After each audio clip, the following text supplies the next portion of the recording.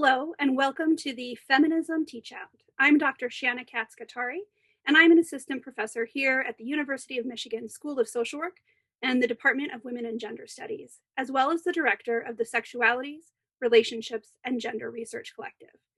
I'm here to talk to you now a little bit about what trans justice and trans rights have to do with feminism. Now, oftentimes, when people think about feminism, they think about feminism as something that's exclusively about women. But actually, what feminism is about is around equity, equality, and justice, particularly around gender. And what group needs justice around gender right now more than trans, non-binary, and other gender diverse people? I don't really know. There's a lot of conversation in various realms around why trans and gender diverse people should or should not have access to various resources, various activities, various parts of our world. So whether we're talking about whether athletes of all genders can participate in sports, that's a feminist issue. There's actually been recent issues that have come up where they're wanting to test athletes around their hormones, including cisgender or non-gender athletes.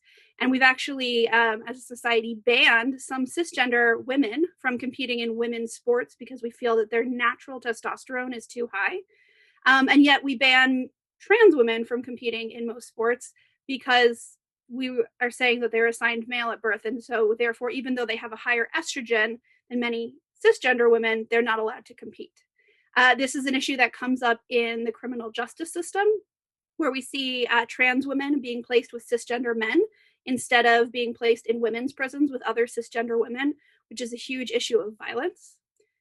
This comes up in everything from relationships, where we see there's a lot of rhetoric right now from some people who would call themselves feminists, although I would argue it is not very feminist to exclude trans women from the category of women, who talk about how trans men are really supposed to be butch lesbians and have been pressured into becoming men by society, and how trans women are perpetuating this trope of a man in a dress.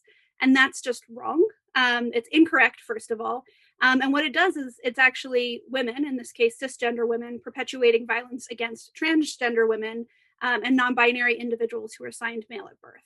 And so when we say feminism is a gender issue and that trans justice is a feminist issue, it really is, because if we are thinking about gender based solely on genitalia, I know that a lot of women, particularly those from the early women's rights movement, would be like, well, that's ridiculous, right? I am more than a vulva. I am more than a walking vagina.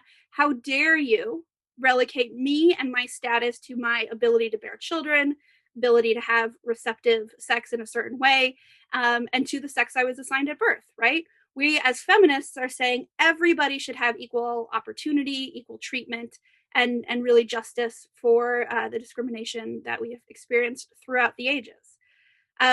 And so the same is true for transgender, non-binary, gender diverse, two-spirit, and other folks who don't fall into that cisgender category, is that why would we relegate them to the sex they were assigned at birth, to the body parts they had at birth, which are all socially created anyways? Gender, like other categories in our society that we use to place people into boxes, is completely made up. And so if we are, as a society, agreeing as feminists, as a feminist society, that we don't want to relegate people to their genitalia, we shouldn't do the same for anyone, and that includes trans people. So what is feminist when it comes to supporting people of all genders is making sure that you're using people's correct pronouns. So for example, I use they, them pronouns. So she, her, he, him, they, them, sie, zir. Some people just prefer having their name used as a pronoun. And to be clear that these are not preferred pronouns, these are just are your pronouns. They are or are not. This means using people's correct names, which may or may not be the legal name that they have on their documents. That's okay. We think about celebrities who go through all sorts of names. We remember those, no problem. Lots of people use nicknames.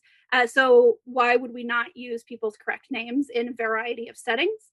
It means advocating for policies that are inclusive of trans folks. This means really thinking about everything, as I mentioned, from things that are in our daily lives like sports to state policies around documentation and how people can get their birth certificate updated. Do we really need gender markers on driver's licenses? Do we really need gendered insurance policies? All of those things. Do we need gendered BuzzFeed quizzes? Are those questions that come up, as well as larger policies around how healthcare supports trans people or doesn't. Really creating more inclusive spaces, whether in the classroom, in the doctor's office, in business places, and anything else in that way. Because we are not liberated unless everyone, all of our siblings, not brothers or sisters, but all of our siblings are liberated as well. So to be a true feminist means to be inclusive of trans and non-binary people at every stage of our feminism and our activism. Thanks so much for joining us today.